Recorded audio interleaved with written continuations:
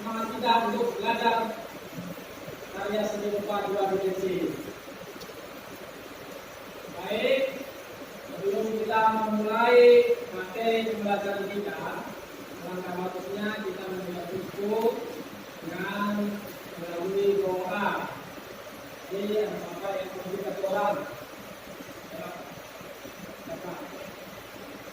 Amin. Dan semua kita lakukan kegiatan belajar kita pada kita bersatu dalam doa dimulai.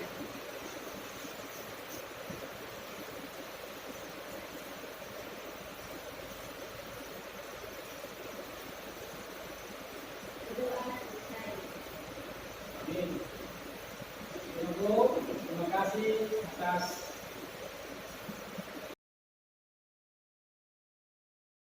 baik, sebelum mulai materi pembelajaran kita, Bapak akan update dari persatu kalian. Agustia, Diana, Happy, Restu, hadir Pak, Nika, Chris, Selvi, Juli, Lida Chelsea, Lida Yanti, Happy, hadir Pak, Clara, Mesra, Lydia, tujuan pembelajaran kita adalah melalui model pembelajaran program sendiri serta diskusi kelompok dan tanya jawab, siswa mampu mengidentifikasi teknik berkarya menggambar bentuk, sintetis dan logistis dengan melihat model benda mati. Nanti ini sudah ada di LKP ini loh ya. Kedua, setelah mengikuti diskusi dan tanya jawab, diharapkan siswa dapat menguraikan prinsip dan teknik seni rupa terhadap sebuah karya seni rupa dua dimensi dengan baik. Dan yang ketiga, setelah siswa dapat menjelaskan unsur seni, melakukan pengamatan dan berdiskusi, siswa dapat diharapkan mempresentasikan hasil pengamatan terhadap prinsip dan teknik dalam sebuah karya seni rupa dua dimensi. Di sini ada pertanyaan dulu? Tidak.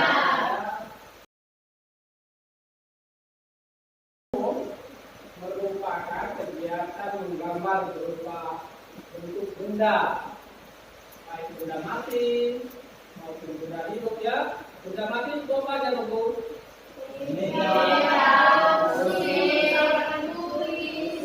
Kalau benda hidup? Manusia benda? Boleh. Yang dibilang di sini dijelaskan bahwasanya gambar adalah kejujuran dari seni. Dengan menggambar, seseorang telah mengembangkan kemampuan dalam melihat, mengamati, dan juga memahami apa yang sudah dia lihat. Ini adalah pendapat dari Spencer Gore. Dia adalah seorang seniman. Nah, dalam mempraktikkan sebuah seni, khususnya dalam menggambar, kita harus melakukan 3 kegiatan utama, yaitu melihat, mengamati, dan memahami. Dan apa saja yang akan kita amati dan kita pahami untuk menggambar? Nah, dalam sebuah kegiatan menggambar, kita pertama harus melihat, mengamati, dan memahami apa saja yang harus kita lakukan, apa saja yang harus kita lihat. Nah, yang harus kita lihat, kita amati, dan kita pahami adalah bentuk objek gambar. Jadi kita harus melihat objeknya terlebih dahulu, memperhatikan bagaimana proporsinya, bagaimana komposisinya, dan juga bagaimana pencahayaannya. Nah, hal-hal ini itu adalah hal yang paling mendasar ketika kita akan menggambar bentuk dan juga menggambar model. Nah, sekarang kita akan bahas apa itu gambar bentuk dan apa itu gambar model. Di sini saya akan menjelaskan bahwasanya prinsip menggambar model itu pada dasarnya sama dengan menggambar bentuk. Ketika kita akan menggambar bentuk, maka objeknya adalah alam benda atau benda mati. Akan tetapi ketika kita akan menggambar model, maka objeknya adalah makhluk hidup yang terdiri dari manusia dan hewan. Jadi ini adalah yang membedakan apa itu gambar bentuk dan apa itu gambar model. Ini adalah contoh ketika kita menggambar bentuk di mana kita harus melihat bendanya terlebih dahulu, kita mengamati bendanya, kemudian kita memahami apa yang akan kita gambar. Dari Nomor 1, jiwa. 1, 2, 3. Apakah dengan yang kedua?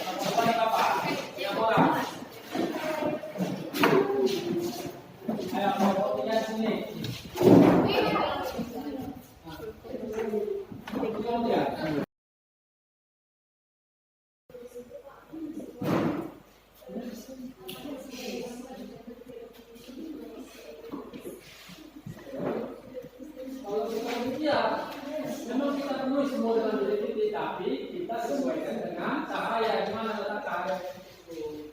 Misalnya gambar ini, gambar kiri, kan ini cahaya bukan? Cahaya terjadikan. Kamu mesti cahaya. Misalnya seperti ini, seharusnya diminta semua misalnya ini kelihatan kosong. Harusnya seperti ini, jadi kelihatan bentuknya. Ini masalah sebenarnya. Ini bisa jadi yang berbeda. Boleh, sudah yang membahas. Tulis beritahu yang. Oke, jelaskan.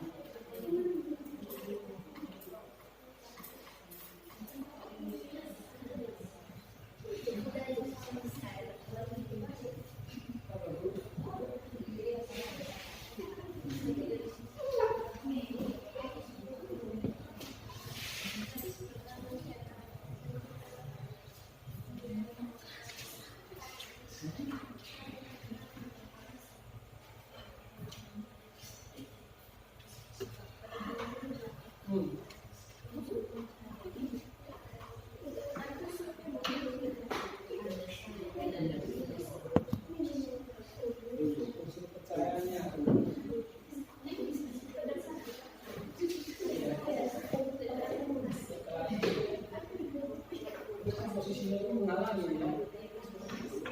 Tapi mana di belakang itu, di belakang yang bulat, ya kan?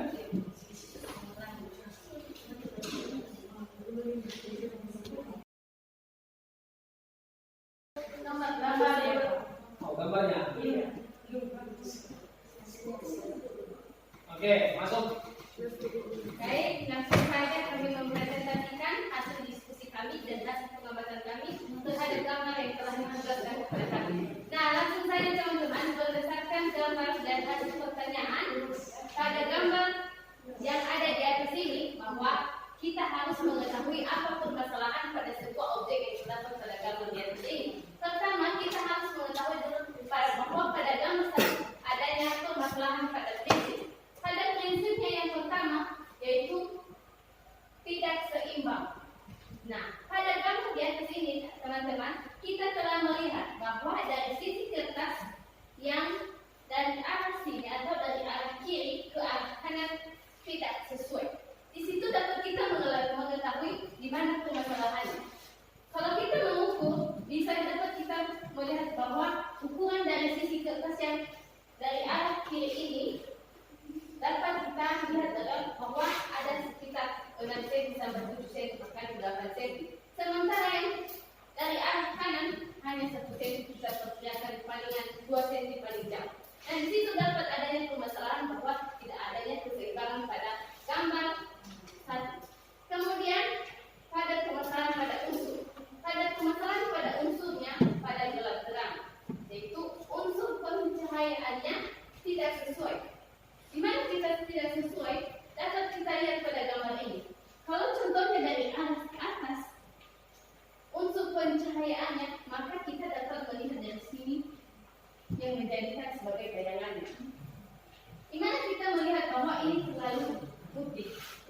bahwa ini adalah unsur pencahayaan. Dari arah sana juga, dari arah kiri, bisa kita juga melihat ya bahwa dari arah sana adanya unsur pencahayaan. Jadi kalau seandainya dari arah kiri unsur pencahayaannya, maka dapat kita melihat bayangan yang ada di sini. Tetapi sebenarnya dapat kita melihat kalau dari sini arah pencahayaannya, maka sudah terbalik. Jadi dia harus berbalik sebenarnya. Jadi untuk pencahayaannya atau gelap-gelapnya tidak berlaku pada unsur. Kemudian teman-teman, pada proses pembuatannya. Pada proses pembuatannya, permasalahan yang terjadi adalah pada pelukis. Seorang pelukis yang menggambarkan sebuah gambar yang ada pada gambar satu ini, dalam membuat gambarnya, mulai dari permasalahan seperti pada prinsipnya dan pada unsur-unsur yang telah dibuat. Kemudian pada gambar dua, permasalahan yang terjadi teman-teman berbeda dengan yang satu. Kalau yang satu tadi gambarnya terlalu jauh di sini, tetapi kalau yang kedua terlalu mendempet, sehingga timbul permasalahan. Permasalahan yang muncul adalah gelap-gelapnya atau unsur pencahayaannya tidak merata atau tidak dapat kita ketahui, karena berdasarkan gambar yang ada di nomor 2 ini, hanya gara-gara karena gambarnya terlalu dempet, maka unsur pencahayaannya kita tidak bisa menentukan. Contohnya kalau dari atas unsur pencahayaannya, maka tidak ada bayangan dari arah sana, dari arah ke kanan maupun ke kiri. Nah, ketika juga berdasarkan bayangan gambar, hasil diskusi kami mulai dari tekniknya tadi. Perlu kita ketahui pada gambar ini di atas bahwa ini adalah teknik aksir. Jadi teknik aksir itu memiliki pengertian, yaitu teknik yang digunakan dalam menggambar dengan cara menghubungkan batu garis sehingga membentuk sebuah bidang baik 3 dimensi maupun 2 dimensi. Begitulah menurut dulu pengertian dari diskusi kami dari kelompok 2. Kemudian dilanjutkan dalam teknik dalam membuat teknik aksir ini, seorang pelukis harus memiliki persiapan untuk membuat sebuah karya tersebut. Kalau dia tidak memiliki persiapan mulai dari alat, bahan, dan juga ide-ide gagasan yang ia perlukan untuk membuat sebuah gambar atau membuat sebuah atau mendesain sebuah karya seni maupun 2 dimensi maupun 3 dimensi. Kedua, seorang peseni atau seorang pelukis harus memiliki kesabaran untuk membuat sebuah karya, dan juga dia harus memberikan waktunya dan memfokuskan dirinya untuk sebuah gambar supaya menghasilkan gambar yang diinginkan dan sesuai dengan yang ada di mendakinya sendiri. Demikian kesimpulan dari kami ucapkan terima kasih. Oke, terima kasih.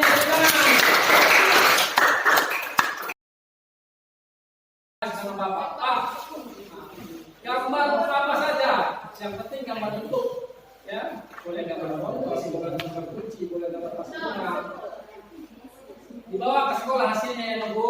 Ya, Pak. Kita lihat perkembangannya, nanti Bapak ajari juga di kelas sebelum kita melanjutkan materi.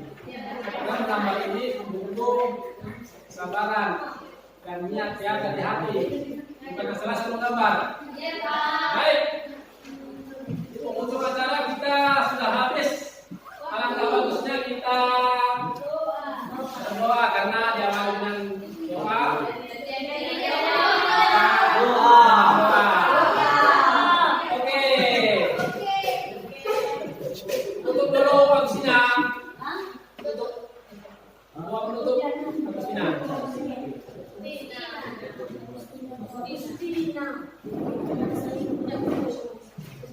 Baik teman-teman yang sudah selesai belajar, bagaimana kita berdoa.